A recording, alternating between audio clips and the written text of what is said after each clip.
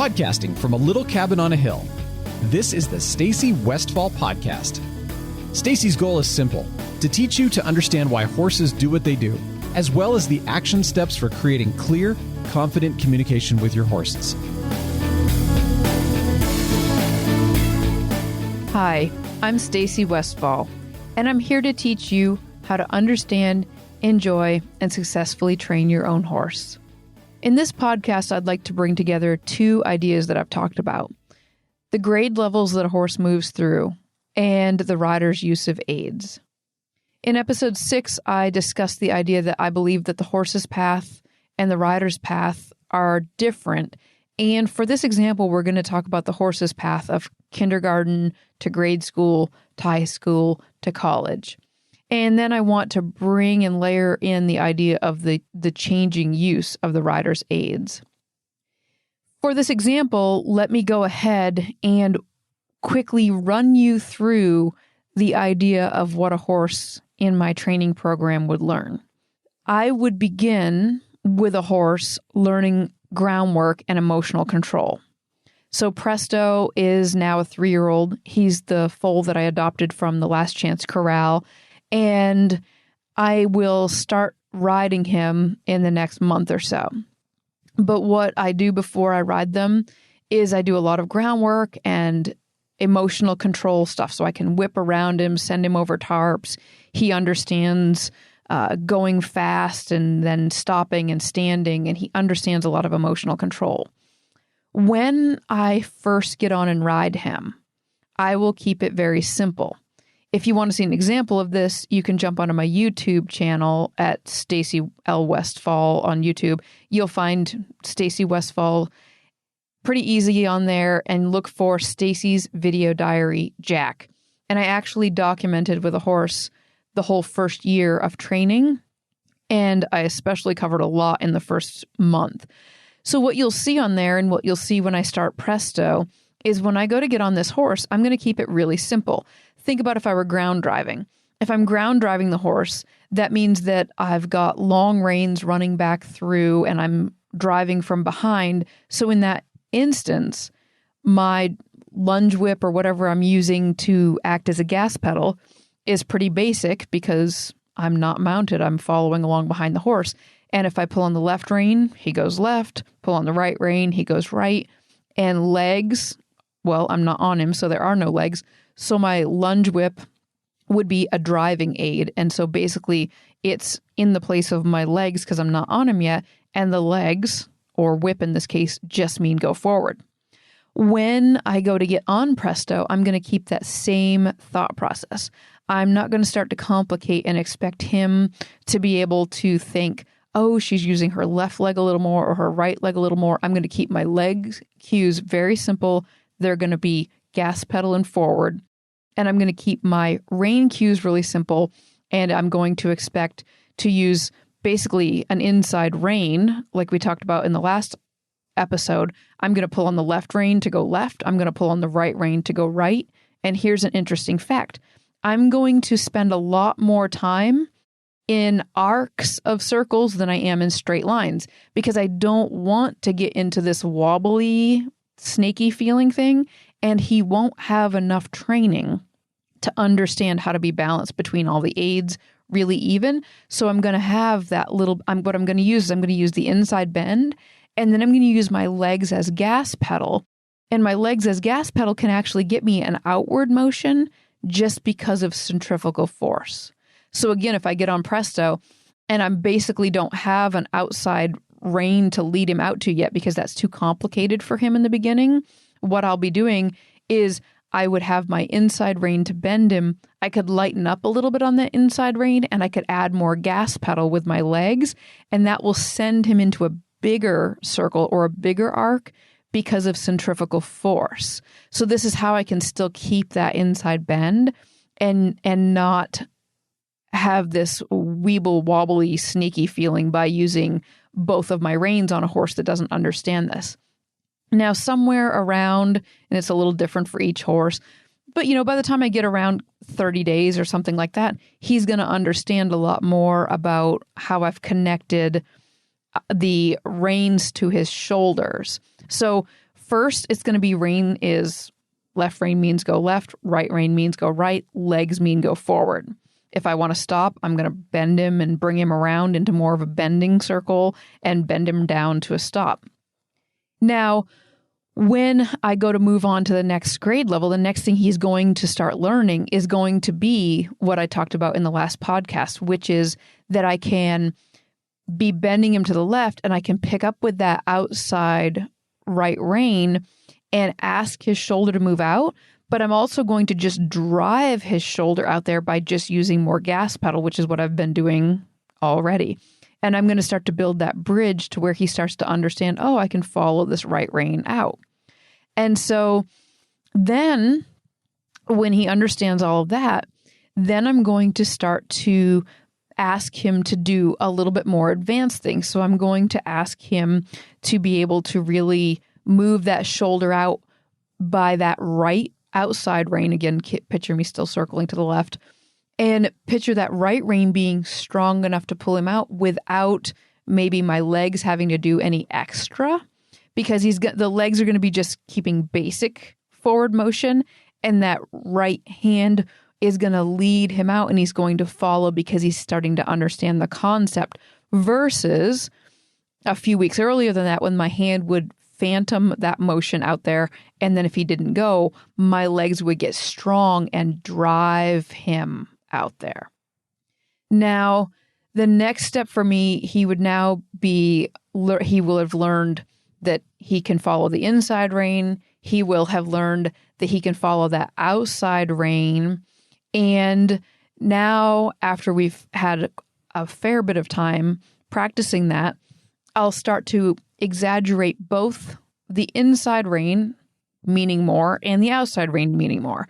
So the way I'm going to do that is I'm going to start working on something like, you might just think of it like a spin, but to me, it's just going to be more refined steering to the inside. So now, instead of keeping on these bigger arcing circles, I'm going to start thinking about having that inside rein really leading. So I'm still going to the left. I promise I don't ride my horses this much to the left. I'm just keeping us all mentally circling to the left. Always balance these things out left and right, but not while I'm talking in the podcast. So now imagine I'm riding around to the left. I'm going to actually exaggerate that I want to be able to pick up that left rein. And I almost want him to feel a little bit like a marionette puppet with that left inside leg feeling like it's connected to my left inside rein, where my timing can be good and I can actually like feel where his left foot lands. And then I'm going to pick up with that inside left rein and try to make him feel like a marionette puppet and step that inside left leg.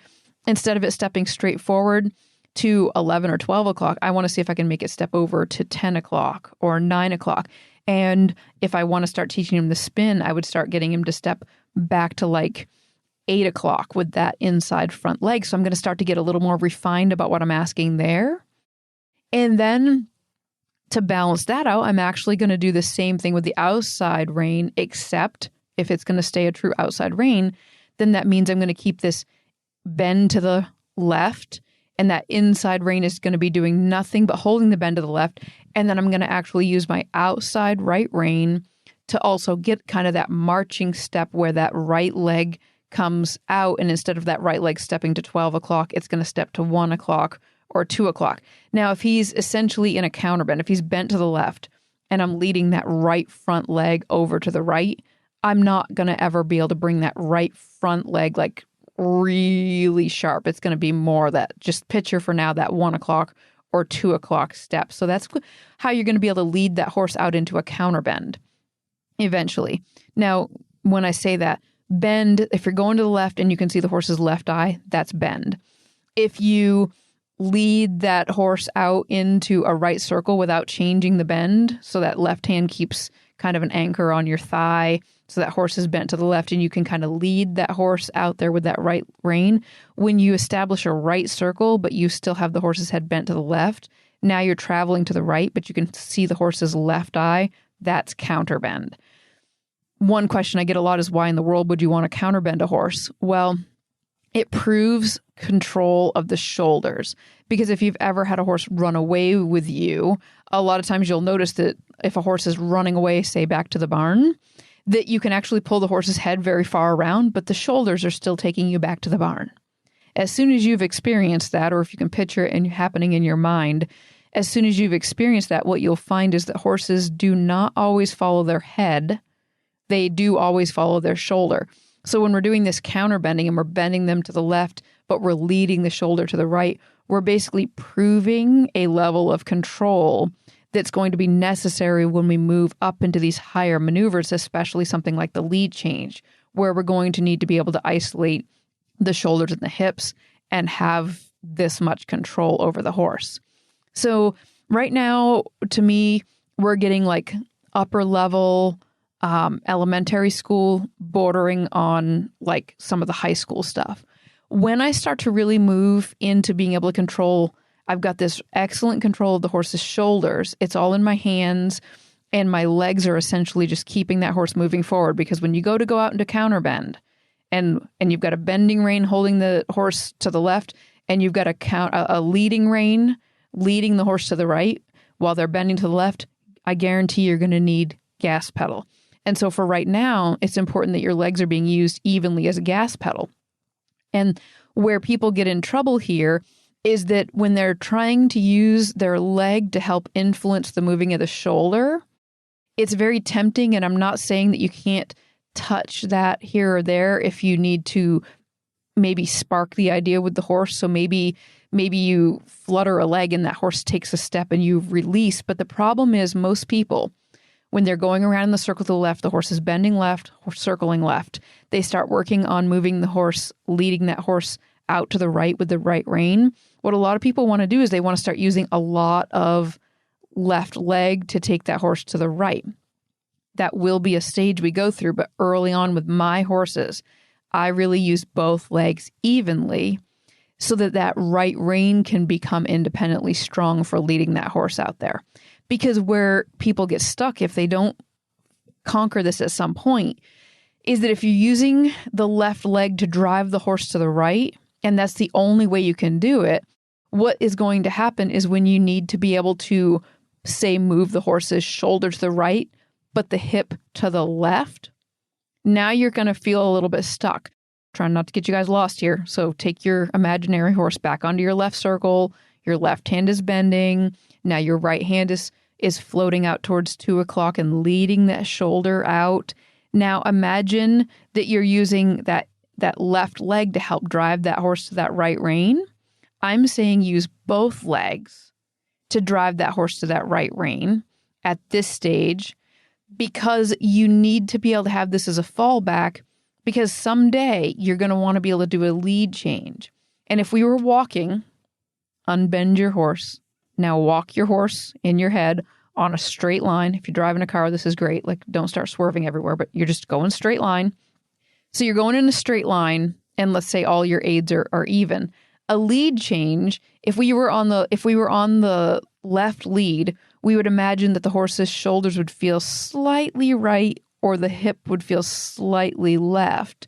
And that would give us this, imagine skipping with your left leg leading. That's going to give you this left lead. If you wanted to do a lead change, you're going to have to be able to move that horse's shoulder ever so slightly to the left and then move the hips to the right. This is where it's going to be really important that at some point you can independently control the shoulders with your hands and the hips with your legs. Where I think a lot of people get confused is that the stages before this and after this are slightly different.